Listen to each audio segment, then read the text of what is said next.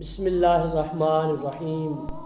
دوستو، آج ایک بزرگ میرے پاس آئے، انہوں نے کچھ باتیں کی، یقین مانے میرا دل بہت افسردہ ہوا ان کی باتیں سن کر کہ بھی اولاد بھی ایسے والدین کے ساتھ کرتی ہے۔ یہ بات بالکل ہی ٹھیک ہے، میں نے آنکھوں سے دیکھا ہے، میں نے خود دیکھا ہے، ان باتوں کو محسوس کیا ہے کہ کچھ والدین اولاد سے اتنا مجبور ہو جاتے ہیں کہ وہ اولاد کو کچھ کہنے سے قاصد ہو جاتے ہیں، کہنے سے بھی ڈرتے ہیں۔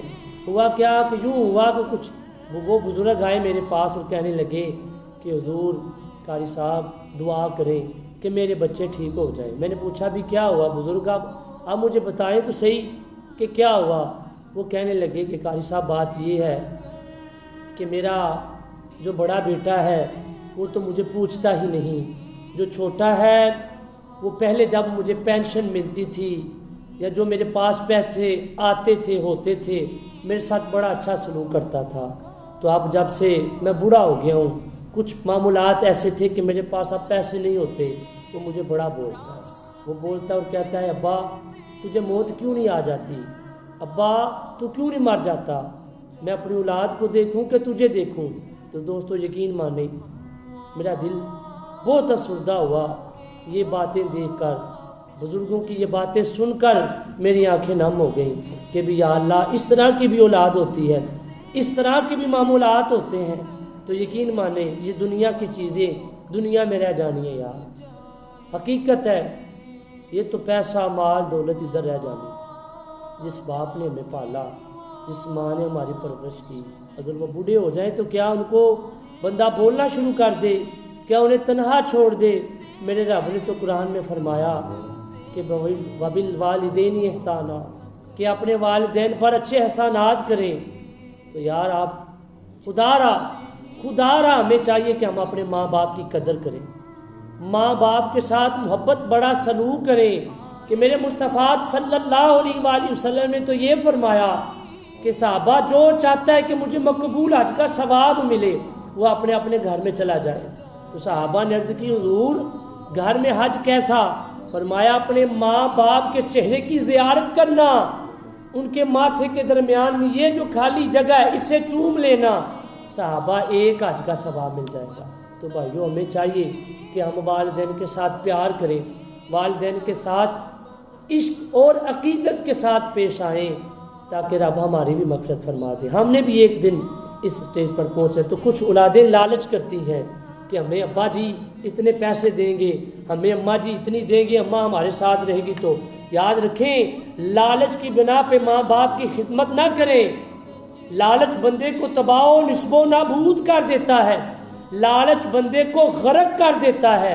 وہ لالچ ہی تو تھا کہ اللہ کے نبی حضرت عیسیٰ علیہ السلام کہیں جا رہے تھے تو ایک شخص ملا، کہنے لگا حضور مجھے بھی آپ اپنے ساتھ سفر میں شریک کر لیں۔ تو اللہ کے نبی کہنے لگے نہیں، اس نے بڑا اصرار کیا، بڑا آپ کو منتیں کر کے منایا، آپ مان گئے، آپ کہنے لگے چلیں، لو جی آپ چل پڑے۔ تو کھانے کا جو سامان تھا، جو آپ کے پاس روٹیاں تھی وہ 3 تھی، آپ دریا کے کنارے پر بیٹھ گئے، ایک آپ نے تناول فرمائی، ایک اس کو دے دی اور تیسری ادھر پڑی تھی کہ آپ دریا پر ہاتھ دھونے چلے گئے۔ جب واپس آئے تو ادھر وہ روٹی موجود نہیں تھی۔ تو حضرت عیسیٰ آپ اس شخص کو، اس بندے سے پوچھتے ہیں کہ خدا کے بندے ادھر جو تیسری روٹی موجود تھی وہ کہاں گئی؟ تو اس نے عرض کی کہ مجھے تو پتہ نہیں۔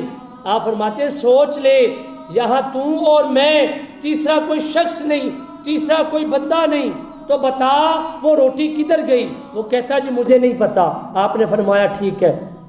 آپ نے خدا کی طرف دیکھا، اللہ کے نبی تھے، اللہ کے بے مثال نبی تھے، دعا کی تو آپ اس شخص کا ہاتھ پکڑ کے دریا کو عبور کیا، دریا کے اوپر سے پانی کے اوپر چلتے ہوئے، وہ دیکھ کر حیران ہو گیا۔ جب دریا کے دوسرے کنارے پر پہنچا تو آپ نے فرمایا بھی بتا وہ روٹی کدھر گئی؟ اس نے عرض کی حضور مجھے نہیں پتا۔ آپ نے فرمایا اس رب کعبہ کی قسم جس نے مجھے یہ شانیں عطا فرمائی، جس نے مجھے اس لائق سمجھا کہ میں تجھے پانی پر لے کر چلا اور تو نے اپنی آنکھوں سے دیکھا، دیکھ میرا خدا کتنا قادر ہے، مجھے بتا کہ وہ روٹی کدھر گئی۔ اس نے کہا جی مجھے نہیں پتا۔ خیر آپ آگے چلے گئے، چند قدم کی دوری پر گئے تو آپ نے 3 مٹی کے چھوٹے چھوٹے ڈھیر بنا لے، ٹیلے بنا لے، چھوٹے چھوٹے نا ڈھیر بنا لے 3، اور تینوں کے اوپر آپ نے دعا مانگی، وہ سونے کے بن گئے۔ آپ نے فرمایا ایک تیرا اور ایک میرا اور ایک اس شخص کا ہوگا جس نے وہ روٹی کھائی تھی۔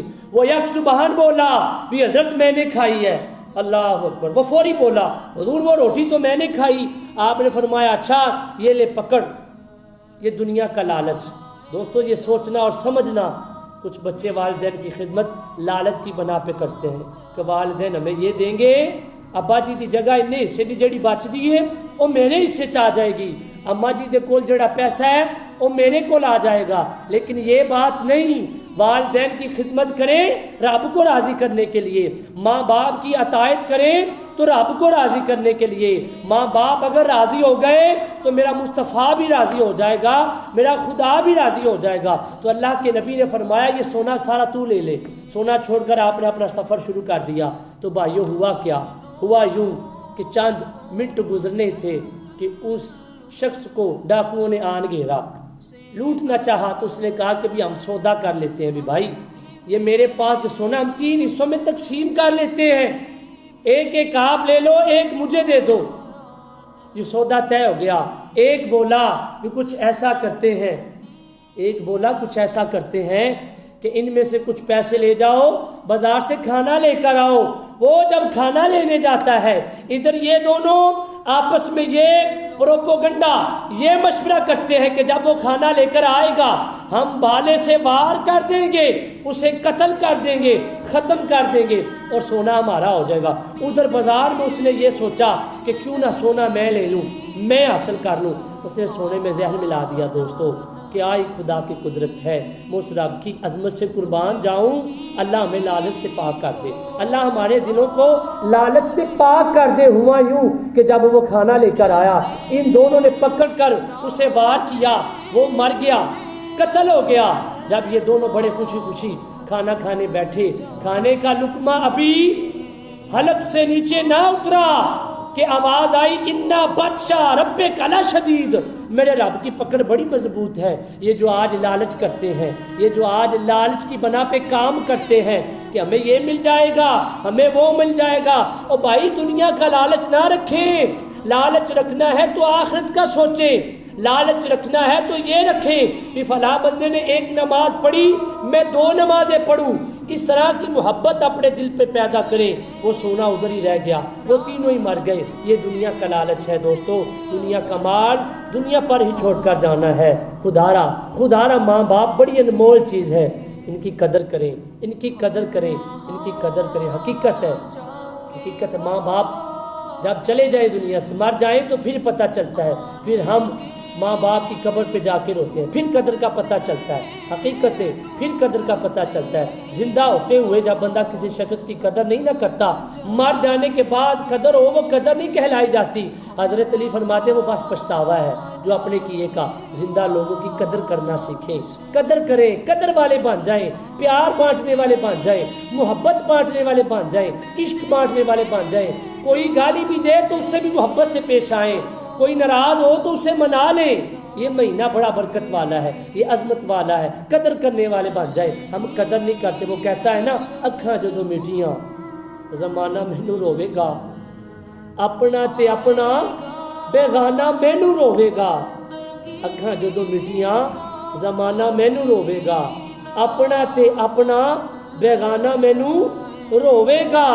اور آگے وہ کہتا ہے کہ جنہاں نوں قدراں نہیں سی میریاں۔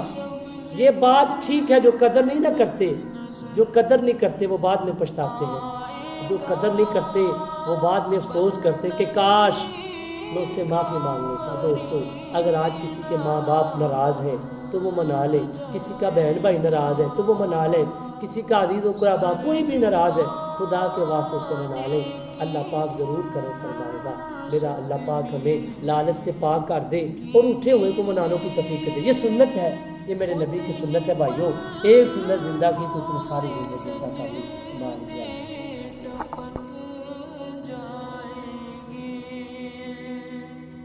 سر جھکانے کی فرصت ملی